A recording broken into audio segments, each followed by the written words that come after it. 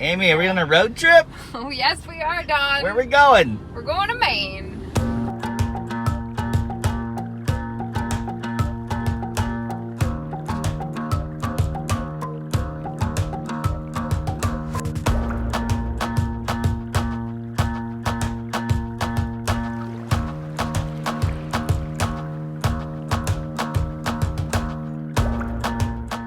So last year, I attempted my first deep sky imaging session on this beautiful island off the coast of Maine. If you've seen my previous video, you'll know I completely failed and it became my greatest astrophotography defeat. I'm not being dramatic here. Well, a year later, I'm back on the island. This is my attempt at Astro Redemption, where it all started for me.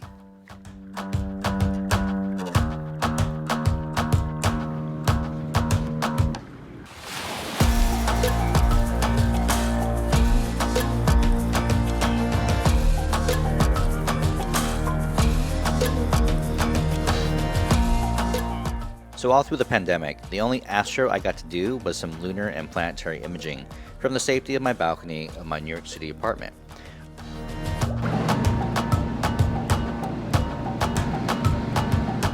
Although I did venture out into the city to capture comet neowise like everyone else. Listen, I love planetary and lunar imaging, it's where I got my start, but deep sky is where it's at for me, and I was just itching to get back into it. If you subscribe to my channel, you probably know that I pride myself in being an urban astrophotographer. There's a certain amount of pride that comes from producing a decent image in light-polluted New York City. I just love the challenge of it.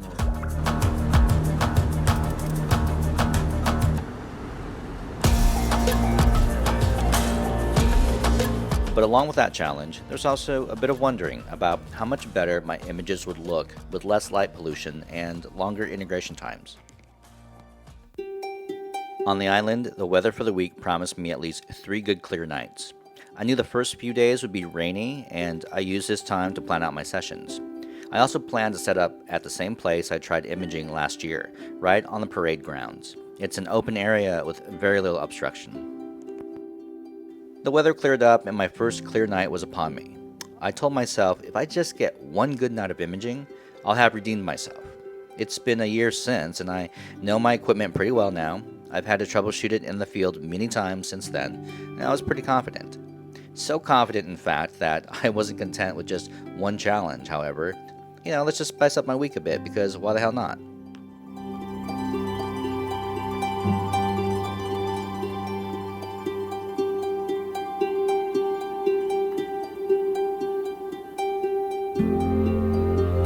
See, I kind of got a bit obsessed with star trails, and I wanted to shoot some with my DSLR. I've never done it before, so I figured I'd give it a shot. Alright, it's a little bit out of focus, but it's not too bad for my first attempt. Besides, I have 2 more clear nights to get it right.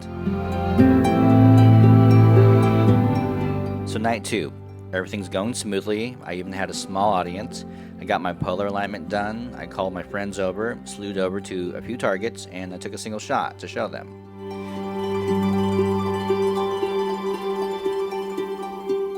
About a half hour in, my entire rig shuts down. Like my battery was dead. But how? I just charged it. And I made sure it was fully charged. What was going on? Was I cursed? Did I take too much from the island? Was she putting me in my place? Well, needless to say, the night ended in disappointment. Have you ever had to tear down your rig after having your imaging session cut drastically short? It is emotional. It stings. You can't help but think about all those lost hours of imaging, all the nebulas and galaxies you're not going to get. Also, my second attempt at star trails was cut short because of dew on my lens, but at least this time it was in focus. The next few days were cloudy, which gave me a chance to research my battery issue. I found this in the manual. As a safeguard, if the current falls below a certain threshold, the battery will shut down to protect itself. It also suggested I use the 12-volt charging port instead of the cigarette lighter outlet, which is odd since I've been using that outlet for the past year without any issues. So why did it now all of a sudden not work? I'd never had a problem with it before. Was there anything odd or different about my second night? And then I remembered after powering up my equipment, I tried running the polar alignment routine on the ASI Air, and I'd forgotten to turn my mount on. Was it as simple as that? I don't know, it's still a mystery to me, but I did test my battery during the day and switched to the 12-volt outlet on it. I also scoped out a new spot for star trails for my final night. I really wanted a photo that felt quintessentially Maine, so I decided on a spot where my friend Amy took me to watch the sunset. Not only is it overlooking the water, there's a swing and some trees in the foreground, and I knew that would be the best spot. I'm just hoping I can avoid the dew tonight and get at least 150 good frames. So I took a deep breath and prepared for my third and final night of imaging.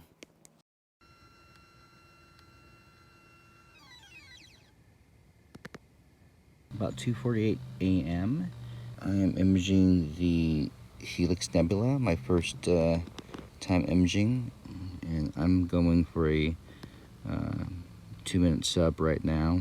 It's counting down. About 16 more seconds to go.